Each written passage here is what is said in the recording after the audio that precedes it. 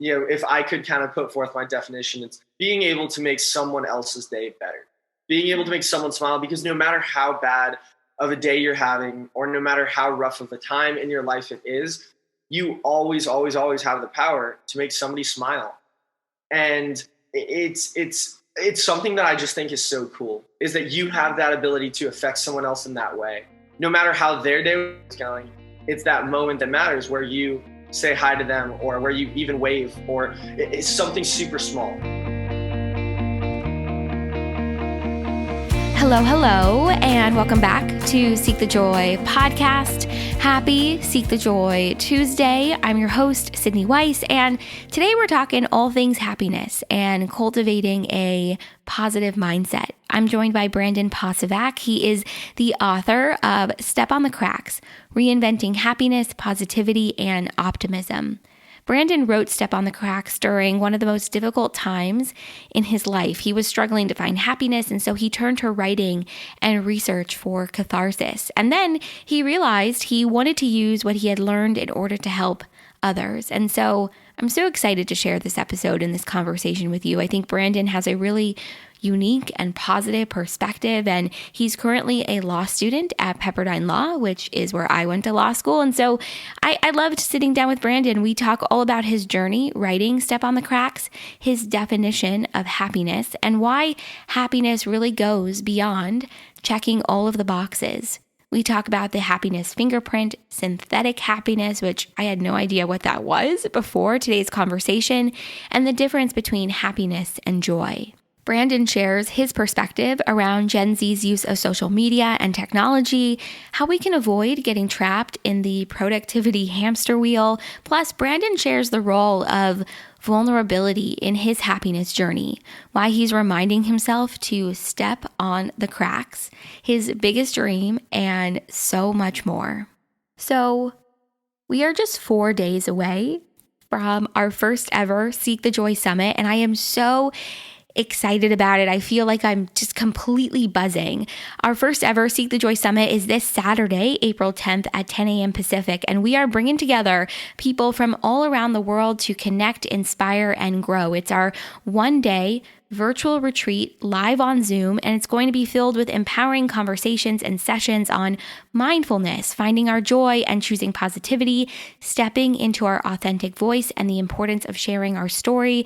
And we are joined by so many incredible special guests that you know and love from Seek the Joy podcast, from Kelly Rutherford to Audrey Ori, Akia Red, Timothy Joy, AJ Sarcioni, Aiden Chase. The list goes on and on. I am so excited about this summit, and I'm so excited to see all of you there. I mean, the response to the summit has been above and beyond anything I could have honestly ever imagined. So if you haven't registered yet, today is totally the day to register. You can register by hitting the link in our show notes or go to seekthejoypodcast.com/seekthejoysummit. It is completely free to attend. And when you register, you're automatically entered into our grand prize giveaway, featuring prizes from some of our favorite mindfulness and wellness brands like Mind Travel, Your Joyologist, Primally Pure, Yoga Wake Up, the I Am Journal, Le Chic Miami, Sustainabar. I mean, there's like 15 brands involved in this giveaway, and I'm just so honored and excited to share this with you guys. So if you haven't registered, make sure you register today. The last day to register for the summit is Friday, April 9th. So get your registrations in before 5 p.m. Pacific by going to seekthejoypodcast.com/seekthejoysummit or hitting that link in our show notes. I think you're really going to love today's new episode and Brandon's perspective on happiness. His hope in sharing Step on the Cracks is that you'll discover how your own unique happiness fingerprint plays a role in your life, and also that this sense of happiness and fulfillment is achievable for Gen Z too. So I can't wait to hear what you think about this new episode. Make sure to join the conversation on our social media channels. We are on Instagram, Facebook, LinkedIn, and Twitter at Seek the Joy Podcast everywhere. No matter where you're listening to Seek the Joy right now, make sure you hit follow or subscribe. And while you're there, leave us a 5-star rating and review. Ratings and reviews really help the show get seen by new people and share what Seek the Joy is all about. So make sure to take a screenshot of that review and send it to Sydney at seekthejoypodcast.com. I'll send you a little something to say thank you. And it's always just such a fun way to connect outside of the show. All right, that's it. That's all I've got for today's new episode. I cannot wait to see you this Saturday, April 10th at Seek the Joy Summit. It's going to be so wonderful and so much fun. And I'm just honored to share this with you, and I can't wait to see you there. Make sure to register at the link in our show notes or go to seekthejoypodcast.com/Seek the Joy Summit. I will see you on Saturday. And without further ado, here is my really wonderful conversation with Brandon Posivak.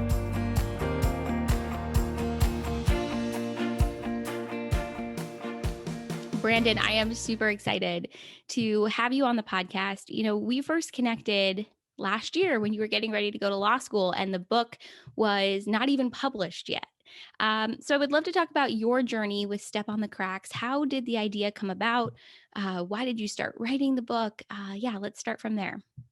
Yeah, absolutely. And it's crazy. It seems like so long ago, and it really wasn't long ago. But I started kind of thinking about the book the summer between my junior and senior year of college. And I had made the choice to come home for my senior year. I'm from Los Angeles and I went to school on the East Coast. And I played baseball my first 3 years, Division I baseball in college. And I had multiple family health issues. And my grandpa had advanced dementia. My uncle was diagnosed with stage 4 cancer during my junior year. And I decided to come home to be able to help my mom take care of them. And when I did come home, I actually got a job with one of the alumni from my college and was working full time, finishing my degree. So I was actually online even before before the pandemic. Yeah. And then also, taking care of my family members. And it was a difficult time because a lot of my friends were enjoying their senior year. They were at school. My friends, my teammates as well were getting ready for the season. And it was hard. It was a very, very quick life change almost immediately. But it was a decision I knew was the right decision. I knew it was the decision I wanted to make. Didn't really make it easier when you're losing people you care about. It's a really difficult time. And I was kind of looking for something external, looking for ways to be happy, like even putting into Google, like how to be happy, and kind of looking for, just in the way I think, kind of just looking for a formula. If it was like 3 steps I wasn't doing, or some place I need to visit, or something I need to incorporate into my life that I wasn't already doing. And so I found a lot of different things from experts in the field, from psychologists and therapists and different people online talking about what someone my age needs to do to be happier, or how to make like my life better. And I just found it strange. There wasn't really much that I found from people my age. It wasn't firsthand accounts and giving advice. It was more like the clinical kind of professional type of advice. And so the opportunity had arose for me to write a book. I had a friend who took a class at Georgetown with a professor who wrote who teaches his students how to write a book. And by the end of that course, they had the opportunity to get published. And so I actually wrote my first book that I published on Amazon when I was 13. And I've always really, really enjoyed writing. And it's also been a way for me to express my emotions in a way that I can't really verbally. And it's always been a kind of a comfortable space for me. And he suggested that I reach out. My friend who took the class suggested that I reach out to the professor. And I connected with him. He asked what I wanted to write about. And the first thing I said was, I just want to write a book that helps everybody. I just want to write a book about happiness that helps everybody. And he said, okay, well, how about you narrow it down to a focus? How about you find some direction where you have some credibility? And if it's not professionally, your credibility is in who you are. And so I used the book as a way to combine my personal experience and my honest experience, interviews with both Generation Z, which is from like around, it's debated, but 1994 or 1995 to 2009, 2010. And I wanted to be able to combine my personal experience, interviews, as well as psychological and neurological research, and use it all just to present a new perspective for the reader, not to tell them what to do, not to tell them these are the four for happy life. This is what you need to do. This is the end game. Just let them know that this is my experience. This is the experience of some other people. Here's some research. And in each chapter, tackle a different concept that I struggle with. And I really try to be vulnerable in that. And then also concepts that just by the numbers, Gen Z struggles with as well, and using the interviews to describe that. So the biggest aspect of my book I wanted to get across was it being relatable. I wanted people to be able to read it and feel like they weren't alone in what they were feeling, and that not only were they not alone, that as a generation, there's so many people that feel this way about, technology or social media or something bringing them down, or they're stressed about a career or with the job market right now. So it's something that I didn't really know I had wanted to do, and the direction kind of formed, and was lucky enough to be able to pitch it to a publishing company and sign a contract and get it published. And I think just the feedback I've gotten from so many people about different things they liked about the book and different things they felt like they related to was really, really cool to hear that, something that I was hoping would be able to help someone actually might have. Yeah. I love your story of coming to writing the book, because I think our grief, our life experience, what we experience through social media, with our friends, everything in between shapes our perspective around who we are, and then also shapes our perspective around happiness. And I think I enjoyed so many aspects of your book, but something that really stuck out to me was you talk in the book about how we all have this happiness fingerprint. We all have something that is unique to us that we identify, that's our own concept of happiness. But I think something that we're all trying to figure out is, how can I find happiness within me as opposed to looking around me or external to me for that happiness? And so I'm curious, what are your thoughts on that? I know you talk about it in the book, but I just think it would be so helpful to talk about finding that level of happiness within, and it really just being unique to you. Yeah, absolutely. That's always something that I think, even since I was a kid, that I found really interesting. The happiness fingerprint is the way I kind of like to articulate it, but essentially it's the idea that everyone's unique in the way that they think about happiness, and everyone has a different vision in their head. I remember in the book I kind of talk about, some people it's jumping into that, sea of gold coins like Scrooge McDuck, or being able to sit on the beach, with a drink in your hand and just relax. Like everyone has a different vision when they hear the word happy, or someone says happy life and you automatically think of something. And it's always, it was always kind of ironic to me that everybody always talks about happiness, yet everybody was talking about something different, and it was still that one word that kind of, unified everything together. And so when I talk about it in the book, a few of the most interesting pieces of research that I really enjoyed in the book is a cool part about writing the book was me getting to learn a little bit more. I'd never taken a psychology class. I didn't know anything about neurology, and just to be able to kind of understand a little bit more of the data and science behind like how our brain actually works and how it responds and how emotions work. And so Professor Daniel Gilbert at Harvard talks about synthetic happiness, and he has multiple TED Talks on this, and I talk about it at different points in the book, but he talks about synthetic happiness. And that's this idea that as a human being, we're the only beings on the planet that can create our own happiness, and that through ourselves, we actually have the power to make other people happy. And he cites different examples, and the simplest one is you're walking down the street, you pass somebody and you say hi, and it makes them smile, or it like visibly makes them happy. And it's kind of that emotion. And then Professor Emmons talks about the difference between happiness and joy. And so just in that process, without getting bogged down in the data too much, it really is something that, at least if I could kind of put forth my definition, it's being able to make someone else's day better.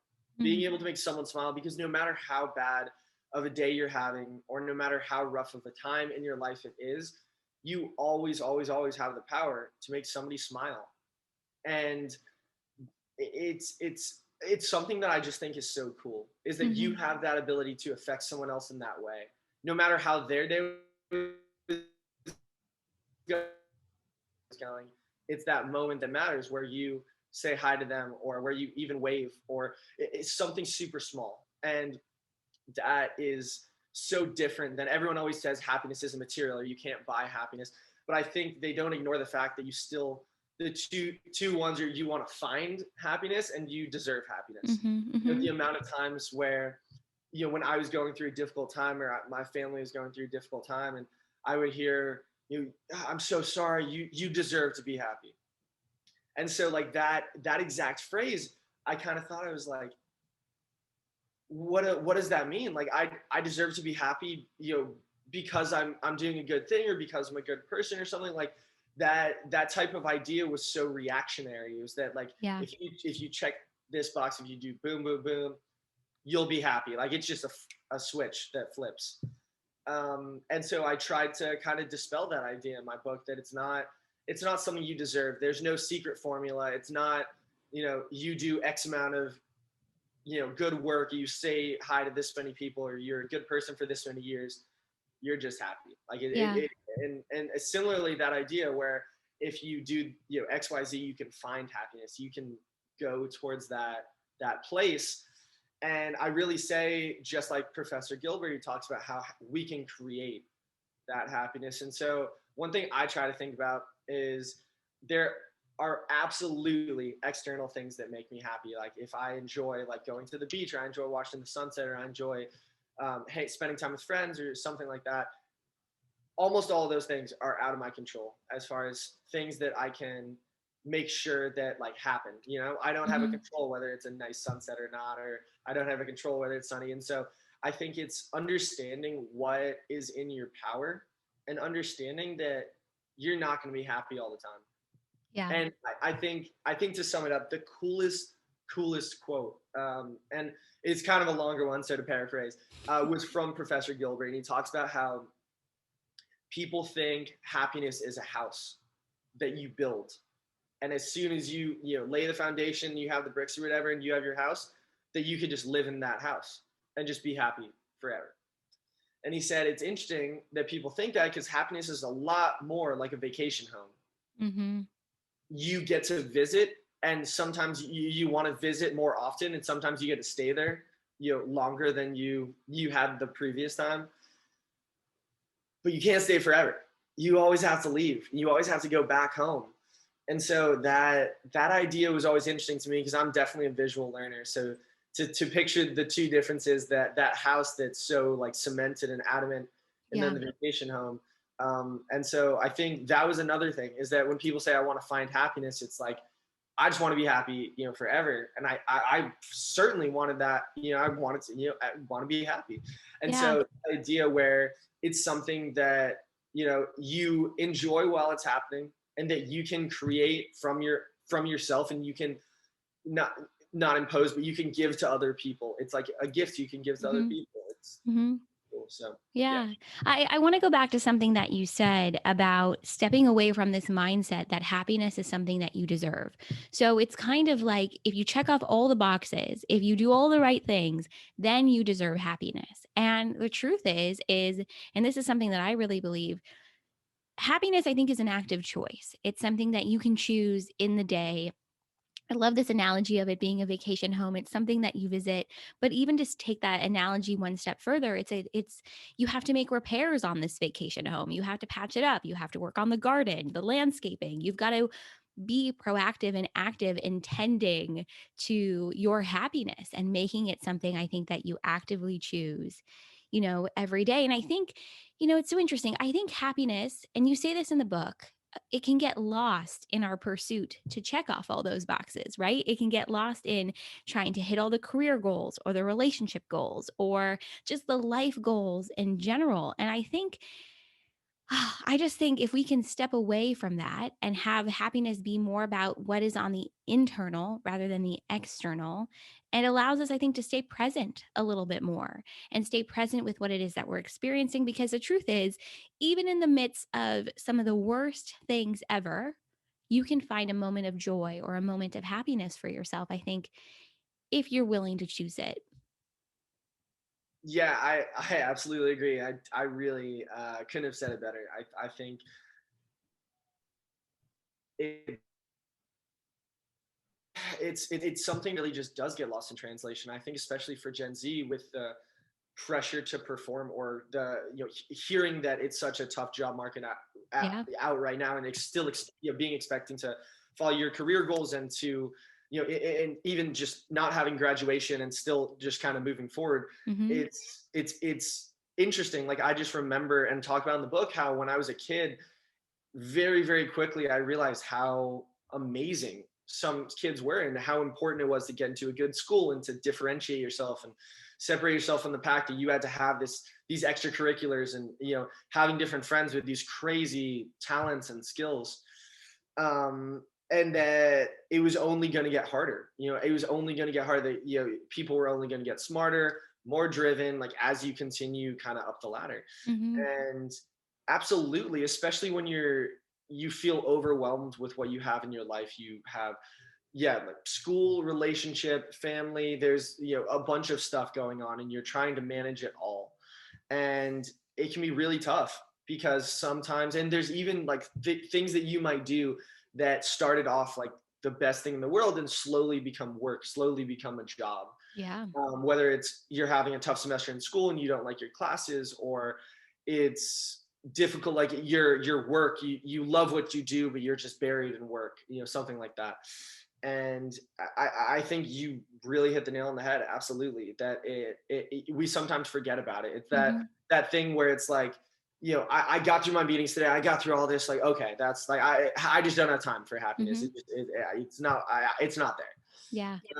So one thing that I've tried to do, since I, in the process of writing the book and after, was I always try at the end of the day when I go to bed, I try to self-reflect, like, on the day. It was like, just for law school purposes, where could I have been more time efficient in my work? Where could I have, kind of improved? How could I have studied possibly more effectively? And then I also ask, what was something good that happened today? And some days it's something so simple. Some days it could literally be, I saw it, like a funny dog, like, being walked out my window, or something like that. Hmm. Like, it could be something so trivial.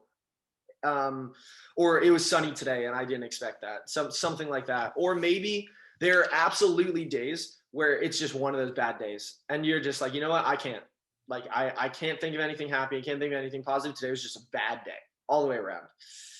And I think that goes back to the point where you can't be happy forever. And there are some situations where it's really, really hard to put a positive spin on it. Or it's Hmm. really hard to say, like, oh, but like, there's this. There are some situations where it's just, it sucks. Yeah. And I Yeah. think in sometimes when those times in life get prolonged, especially in a pandemic, like, I know, because I live alone, just not being able to see people as much as I would like, or not having that traditional, like, school experience, in person. It's definitely, it feels, people talk about like Zoom fatigue, but you feel that kind of prolonged sense of like, when is this ending? Hmm. There's no, where's the actual, like, light at the end of the tunnel? And so Yeah. absolutely think you hit the nail on the head with that. Yeah. I I mean, it's so interesting. I know that every chapter of your book, you touch on something that you have personally struggled with, in the hopes that it will provide, I think, not only inspiration for Gen Z, but also a knowingness that you're not alone. And I'm keep thinking about something you said at the very beginning of our conversation about how there was all this information about older generations, even just like for millennials and above, about, how to navigate the workplace or how to handle, grief and loss or discovering your happiness. But there really wasn't anything for Gen Z. And you said it so well when you're like, we are in such a unique time right now. Like there's a pandemic. You're studying law from home. Like you've never met your classmates. Like you're learning everything through Zoom. And I think we're not talking enough about, I think, the impact of this time on Gen Z and the way it's impacting you. And I think, I mean, come on, like you're learning through Zoom. Like you spend your whole day staring at a computer, and it's hard not to get, I would imagine it's hard not to get lost in this productivity hamster wheel. Cause like I feel it, and I'm a millennial. And so I imagine you're feeling it even more, doing school online. And so I'm curious, we get lost in this productivity loop, this pressure to be busy all the time, the sense that like our worth is defined by social media. If there's anyone out there that's like, oh my God, that's me. Like I totally resonate with that sentiment. What's worked for you? What's your advice, either based on your research or just your real life? Yeah, I always think, yeah, I think another point I wanted to bring up from the book was that I wanted to make it abundantly clear and to really show the reader that it was like, I don't have it figured out. Like I'm Hmm. not like past the finish line looking back and saying, this is what I did, it worked, Yeah. I'm Because passing it on. truthfully, there's no finish line, right? You're always learning, you're Exactly. always growing. And from every experience, you learn something more about yourself and then also about life. Exactly, and I absolutely try to get the point across that it's really something that's such a work in progress Yeah. permanently, that you're always continually working and trying to improve and everything. And I think one thing that took me a very, very long time to realize with social media was that it's just a highlight reel, like of people's best moments. Their personal page, their business page, whatever it is. They're showing the best moments. They won an award, one or 2 year, 3 or whatever anniversary with their significant other, birthday. The holiday. It's the best moments. They went on a trip, and they want to share that with other people. And that aspect of sharing is awesome. That's exactly what social media is for. Is you're able to connect with people who aren't actually there. It allows you to stay connected to your friend or family member in another state.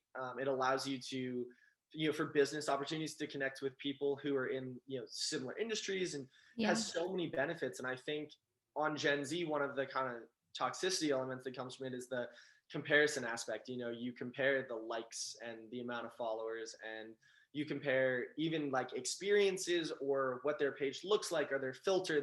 There's all these things that seem so important. And it's always funny to me how whenever, at least for in my experience for Generation Z, whenever there's someone who you haven't met before or anything like that, almost the first like instinct is to say, oh well, let me see their Instagram. Like Hmm. it's just, if you want to get a very preliminary idea of someone, that like that's just the first question. It seems so logical that you're like, oh well, what do they look like, let me see their Instagram. Yeah. And it's weird when, like, I have a few friends who either had deleted their social media or just never had one. And it's there's something when I hear that where it's like, wow, that's kind of strange. It shouldn't be strange, but it's like, wow, that's interesting. Like, why don't you have an Instagram, or why don't you have a Snapchat or something? Hmm. So Hmm. it seems like something that's just there. And then I also know, like, even in the most social situations, when there's a lull in a conversation, you pull out the phone, and Yes. normally it's not for an important text or anything like that. You're scrolling through Twitter, you're scrolling through ESPN, you're scrolling through Instagram, whatever it is. And it's just a crutch. It's something to Hmm. fill that amount of time when someone isn't talking. And that's why you see sometimes, two people at a two-person table, they're both on their phones, like looking down texting. The whole time. Or a big table, a big table, and there's people all down the line texting. And I or not even texting, like I said, just scrolling. And so I think it's just thinking about it in another way. Like Hmm. I offer a different perspective. And so I definitely try to say, like, offer a perspective rather than advice, because I'm still, I'm still trying to figure it out. I Yeah. try to think about social media in terms of, posting what's important to me, posting what I want to post, and using it to stay connected with friends and to be able to share like a funny video. And it's not about the, how many likes you get or how many followers you get, or comparing yourself to someone else who you decide to compare yourself to. Yeah. It's really about making sure that, I feel like that's kind of the healthiest way to go about it in terms of using it for hopefully what its intended purpose was. Mm-hmm. I think that's a really good point. And, I was just thinking about it. The first time I went on the internet, I'm going to make myself sound so old, but the first time I went on the internet, we had AOL dial up and like you had to connect it through your phone. And I think I was like maybe like 10 or 11. But you're the generation that grew up with iPads, with cell phones from the time you were like literally probably like what, in elementary school at least. So this is like all you know. So for in so many ways, it's like not only an appendage, but it's a way to define yourself. And it's a way to define yourself for yourself and then also to the world, to others. And so it's so interesting because like when I first meet someone, my instinct is like, let me look them up on LinkedIn or like let me look them up on social media in general. And I think we can get lost in that in because your social media speaks for you first, and I think it can put a lot of pressure on you, and can really drive you crazy. So I think your perspective is really a good one. It's refreshing. It's like use it as a way to connect with people rather than allowing it to define you. Yeah, absolutely. And I definitely, at least in a few of my earlier chapters, kind of touch on that generational difference. Yeah. Very, very few Gen Z remember, like, and I certainly don't, so I'm not speaking for myself, but like Tom from MySpace, and it was more so, like you said, like I got my first Facebook when I was 13. Mhm. I got my first phone when I was 11. And like it's for safety reasons, but because cell phones were prominent, it was a Right. way for like me to call my parents after school. And I just remember like when I was 14, I got my Instagram and my Snapchat. And before Instagram was popular, Facebook was like the big deal. And every kid was like, you're playing Farmville or Club Penguin or Call of Duty. There's all these little things where it's just a language. Is after school. This is just what kids did, and it was always interesting to me because like I was a kid who loved to play outside, and I loved playing sports and running around and everything. So I see so many people who are like super into their video games or their phone or whatever, and I love that. And I think like video games can absolutely be a way to connect with friends as well. I think all of it is just in the way that you feel like is healthy. Like Yeah. if it's an outlet, or like playing an hour of video games, or playing games on your phone or something, if whatever it is an outlet, that's perfect. I think we're just talking about the moment specifically where you're in a social situation, or you Totally. purposely use your social media or your phone or something like that as a crutch to not be social or something like that. And that's when it kind of starts getting problems, because you know we hopefully are like social creatures, and that's why the Hmm. pandemic and the quarantine are so difficult.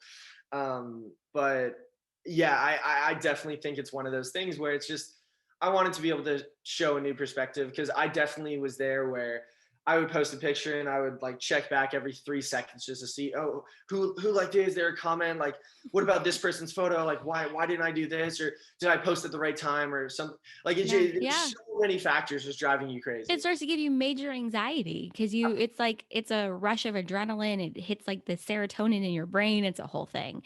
I want to go back to something you mentioned a little bit earlier.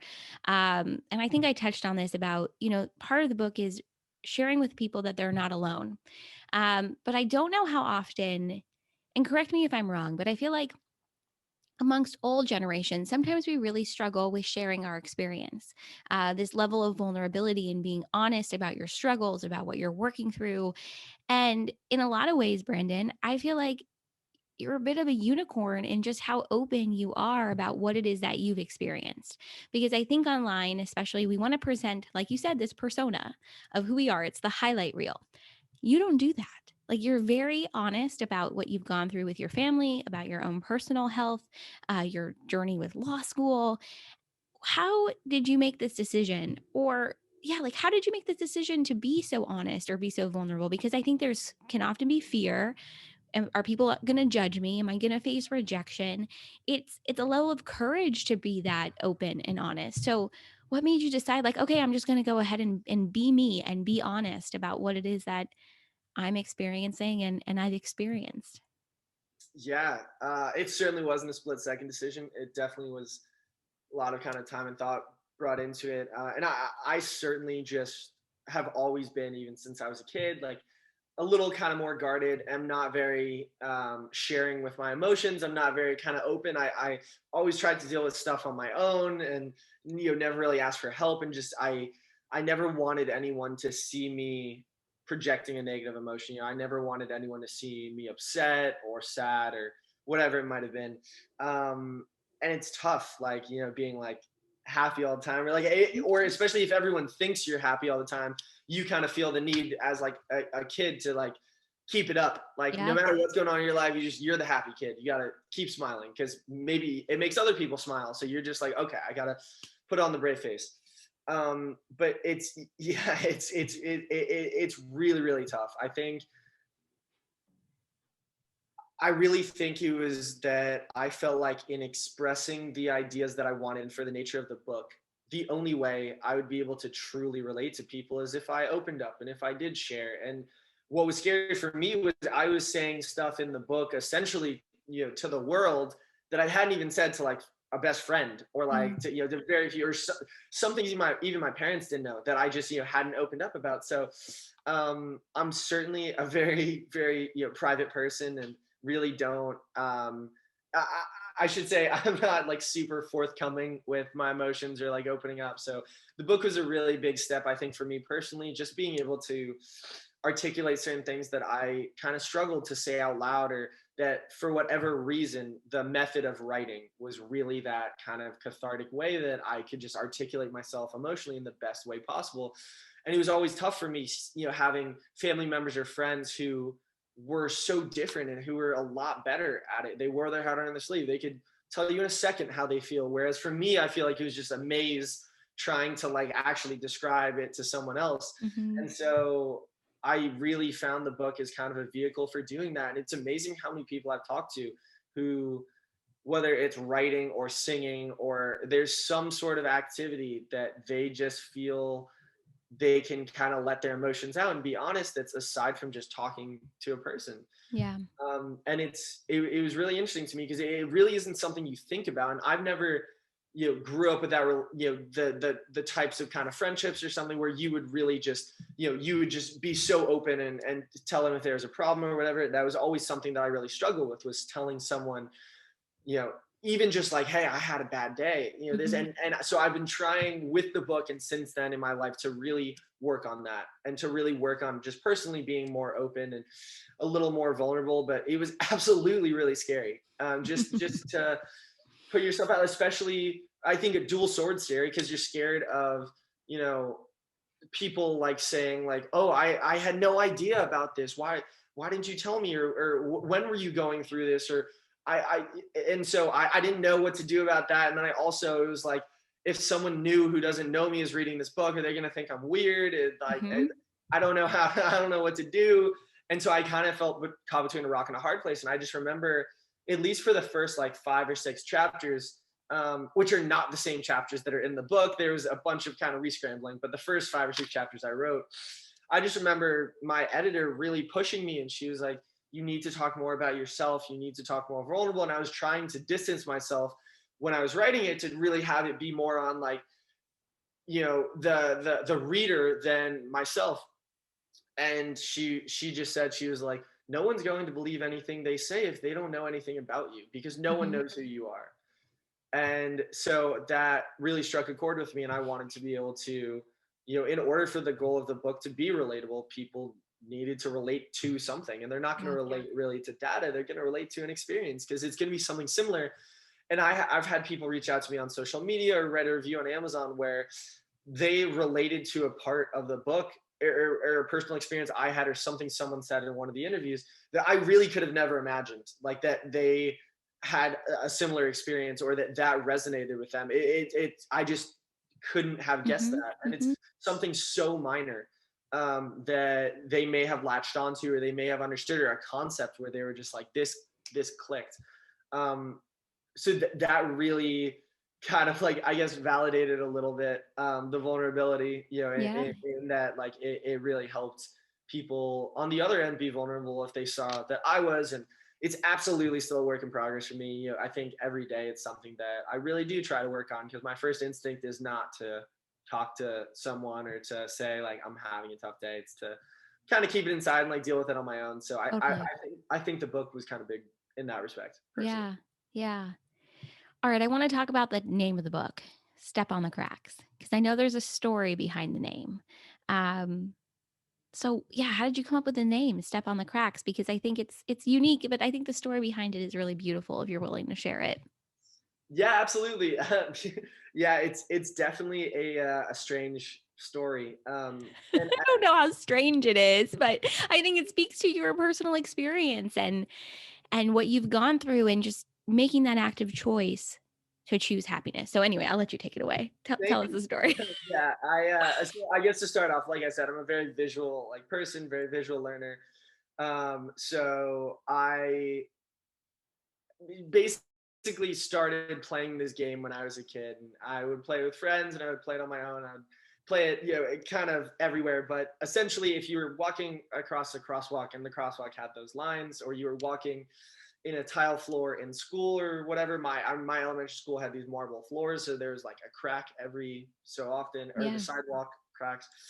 And I would play the game where you couldn't step on any cracks. So if the cracks were like lava, and if you were crossing the crosswalk, or if you were walking down the hallway, or walking down the sidewalk, there's only one rule in the game: just don't touch any cracks. And like if you don't touch any cracks, like by the end of the sidewalk or by the end of the floor, you win. And sometimes they're uneven, and you're like elongating your step or like stepping short or something. And I always thought it was kind of a fun game. And then I realized, kind of as I was a little more like middle schoolish, I was realizing that it was like something that I wasn't really like doing consciously, that it was even like if they were like uneven ones, that I would be in a fully normal conversation and just feel the need to like absolutely like almost like broad jump to make sure I wasn't hitting it. And it wasn't so much a game anymore. It slowly became kind of this weird compulsion where I just Yeah. felt like I needed to avoid the cracks. And given the like step on the crack, break your mother's back, idiom is kind of funny, but I really I felt like I couldn't, like, it was something that was like, it would literally be like stepping in a bear trap or stepping in lava or something like that. It felt so wrong just for so many years that I had been doing this, that the game turned into kind of this weird job. And I kind of talk about how like once I got to college and I was on the East Coast, there was a time my junior year where it had snowed and there was a patch of black ice, and I was walking on the sidewalk and just was trying to miss a crack and stepped a little too far, slipped and fell. Mm. Luckily I wasn't really hurt. I could have been really bad when you slip and fall like that. But it was just kind of a wake-up call for me, where it was like, not only has this not been enjoyable for so many years, it now is like a legitimate like threat to health, where it's like, Yeah. there's no point in playing this game. And it was not even the original intention. The original intention was just to kind of have fun, and it was to play this game where like you could kind of win, and it was like, oh, the floor is kind of lava. So it was weird to me, where it's just, for all those years I kind of felt like I had to, or it was just a game that I was playing that nobody else was. And I kind of made the decision, after I had slipped, literally that day, I was like, I'm just gonna like start stepping on the cracks like that. It was kind of like, and I talk about it in the book, it was kind of like just this mental prison that I had created myself. So to be able to break free of that, and I guess it sounds kind of funny, but like to let myself like step on the cracks, Mm-hmm. I really tried to extend that as a metaphor for getting out of your comfort zone and making sure that when you're going through life, and tough time, great people in your life, not so great people in your life, no matter what the situation might be, that for me, telling myself to step on the cracks is a vehicle that I use to say like, hey, don't put yourself in a mental prison. Don't chastise yourself for every little thing you do wrong. Give yourself a little more grace. Give yourself a little more freedom. Give yourself a little more credit. And it's amazing how many people I've talked to who like their equivalent of what step on the cracks for me is, maybe it's not visual, maybe it's not even verbal, maybe it's whatever it is for them. But each person kind of has their own, I guess, whether it's a quirky phrase or something like that that really kind of resonates with them. So It is funny every time I think about it. Like, it does sound so strange to like say like, oh, I was trying to like miss a crack when I was walking. I But think we all played that game growing up, though, right? Like, because if you touched it, you would die, you would fall yeah, into the lava. It was a whole thing. yeah, But I love the metaphor of it because it's allowing to, like, just like you said, to give yourself grace, but also letting yourself make mistakes and being imperfect. And I think this pursuit of happiness is an imperfect one. And I just have loved sitting down with you to have this conversation, and I really appreciate your perspective on happiness, and I think too your willingness to be open and vulnerable in sharing what you've learned and the imperfections of all of it, with Gen Z. So before we go, I have to ask you, though, the question I ask everybody that comes on the podcast, and it's a big one. And it's what is your biggest dream? And you have your whole life ahead of you, so it'll change. But maybe what is it right now? yeah. Great question. I honestly, I think at different points in my life, I probably would have given different answers. I know Hmm. for sure as a kid, I definitely would have said being a professional athlete. That Yeah. was always my dream. I always wanted to play pro sports. And then I think if you had asked me a little while ago, I just probably would have given the answer like, I just want to be happy. Like, whatever that is, that's my dream, just to be happy. I think right now, I think the best way I can describe it is like, I don't know what age I'll be, but just a moment in the future where I'm at kind of like a bigger dinner table, when we can actually have like dinners again, Mm-hmm. be at a dinner table and just, I think, be surrounded by family and friends and people that it's mutual both ways, where I know they have my back and I know they value me as a person, and it's, sent right back to them. And there's just kind of a feeling that I feel like we've all felt it before, that feeling of just contentness, where you're so kind of like in the moment and in the world. Because I think, at least for right now, just with law school and everything going on, it's so easy to get stressed with like everything moving around. So I think, whatever it is in the future, just having that moment where you kind of like breathe, and it's, I also think I probably would have given you a material answer. I would have said, I want this job, I want to live here, I want this salary, this house, whatever it might have been. But yeah, that, I think the dream is, that's the closest I can describe it. That idea of being at a table with like a bunch of people that you really care about and that care about you, and just feeling that idea of like Mm-hmm. zen, just peace. Mm-hmm. We'll get there. It's coming back before we know it. Yep. Brandon, where can everybody find you, find your book, connect and learn more? Yeah, absolutely. I I have all social media, like Instagram, Twitter, Facebook. My Instagram is Brandon_Posivak, Posivak. And in my bio, I have a link to my Amazon. The Kindle book is only 99 cents. The paperback is $16.99. And there are some reviews, and there's also different places you can read about the book and the topic if you want to kind of learn more. And I think Amazon also gives you a preview of it. So that's where you could find the book. And then social media, like I said, I have Facebook, which is just my name, Brandon, Brandon, Posivak, Posivak. I don't use Twitter as much. I'm a little more active on Instagram and Facebook. I'm also on LinkedIn. I am looking for an internship this summer.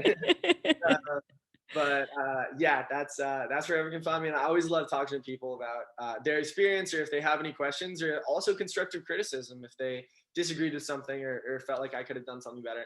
I always love just talking to new people. So feel free to reach out.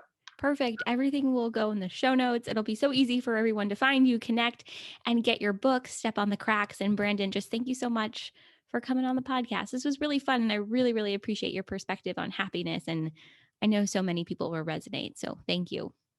Absolutely, my pleasure. Thank you so much for having me. This, like I said, I'm pretty much studying the rest of the day, so this is by far the highlight of my day. And I really appreciate it.